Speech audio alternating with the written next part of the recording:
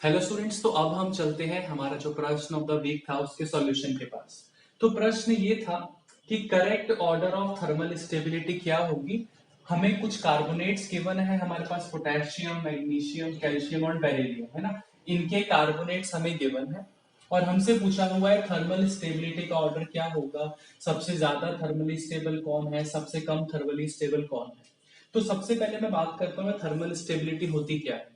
देखिए, thermal stability का meaning है किसी भी कंपाउंड को अगर मैं हीट कर रहा हूं तो अगर वो कंपाउंड हीट करने पे इजीली डिकम्पोज हो जाए तो इसका मतलब वो थर्मली स्टेबल नहीं है। अगर उस कंपाउंड को मैं हीट करूं और वो डिकम्पोज काफी टाइम लगा के हो, इसका मतलब वो थर्मली स्टेबल है। ठीक है, थर्मल स्टेबिलिटी क्या होती है हमें पता चल गई। अब एक प्रॉब्लम है छोटी सी। जैसे आपने एस ब्लॉक एलिमेंट चैप्टर में पढ़ा है और कई बार ये पूछा भी जाता है कि बहुत सारे कंपाउंड्स हैं ग्रुप वन और ग्रुप टू के, nitrate, sulphate, carbonate, bicarbonate, chlorate, dichromate, है ना। बड़े सारे ऐसे कंपाउंड्स हैं, fluoride, chloride, bromide, iodide, hydride, ऐसे बहुत ही सारे हमारे पास कंपाउंड्स हैं।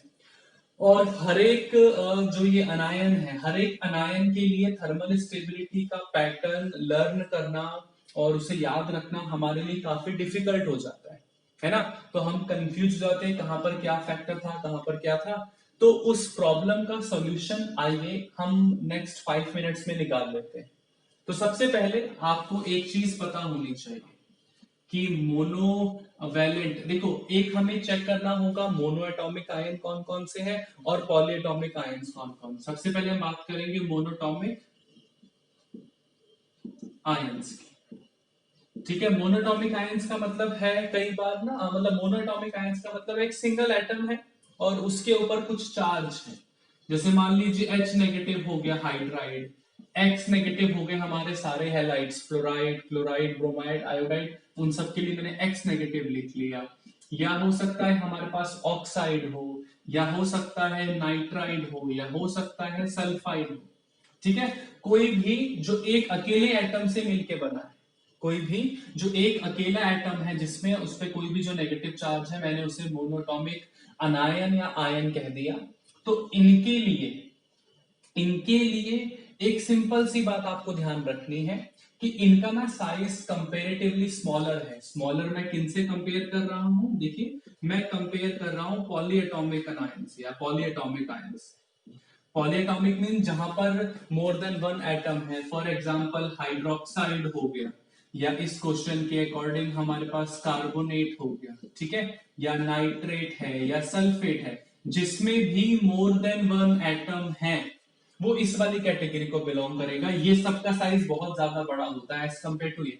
क्यों? अरे एक एटम है, मान लो कितना भी बड़ा क्यों ना हो, बट यहाँ पे चार चार एटम्स के साइज जितना तो कभी भी नहीं हो सकता ना। ठीक है, तो जो मोनो एटॉमिक आयंस है ये कंपेरेटिवली स्मॉलर है किससे, पॉलीएटॉमिक आयंस के कंपैरिजन में। सो देखिए मोनो एटॉमिक आयंस जो हैं, अब आपको पता है अगर दो एटम्स और आयंस का साइज कंपेरेबल होगा तब वो ज्यादा अच्छे से कंपाउंड्स फॉर्म करते हैं, उसमें लैटिस एनर्जी ज्यादा होगी और उन कंपाउंड्स की स्टेबिलिटी क्या होगी, ज्यादा होगी। तो देखिए होता क्या है in case of mono atomic, ठीक है, in case of mono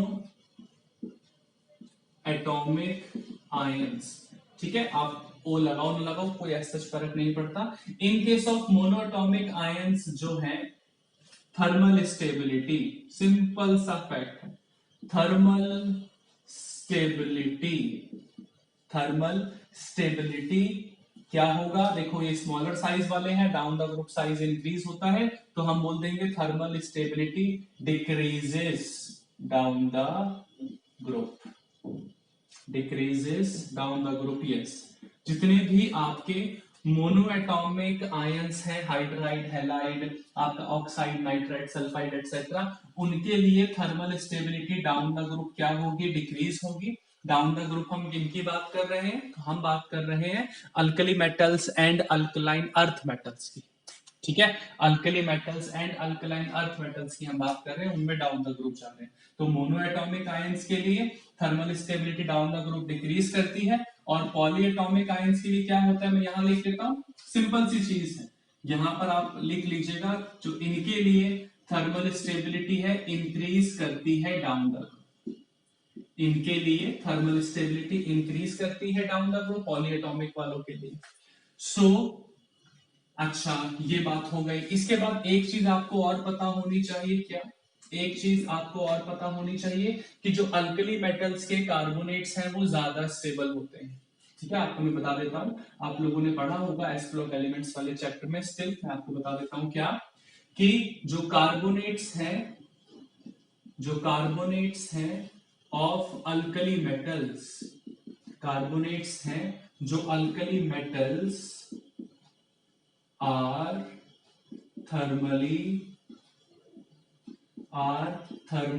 more stable, are thermally more stable than group 2 carbonates। ठीक है, दैट इज जो अल्कलाइन अर्थ मेटल्स है ना, वो जो कार्बोनेट बनाएगा उनसे ज्यादा थर्मली स्टेबल होगा ग्रुप 1 वाले कार्बोनेट। ठीक है, क्यों, साइज बड़ा होता है ना ग्रुप 1 का, इस वजह से।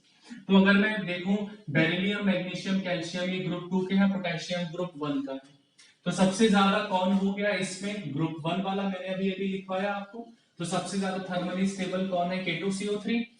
और कार्बोनेट पॉलीएटॉमिक आयन है, तो इनकी thermal stability down the group increase करती है। तो बेरिलियम के नीचे मैग्नीशियम के नीचे कैल्शियम, इसका मतलब इसके बाद नंबर आएगा कैल्शियम का। ठीक है, फिर नंबर आ जाएगा मैग्नीशियम का, एंड लीस्ट थर्मली स्टेबल कौन सा होगा इन चारों में से, बेरिलियम कार्बोनेट। ठीक है, तो आई होप कैसे हम कार्बोनेट या नाइट्रेट या सल्फेट है ना, इन सब की थर्मल स्टेबिलिटी कंपेयर करते हैं, आई होप ये सारा कुछ आपको क्लियर हो गया हो।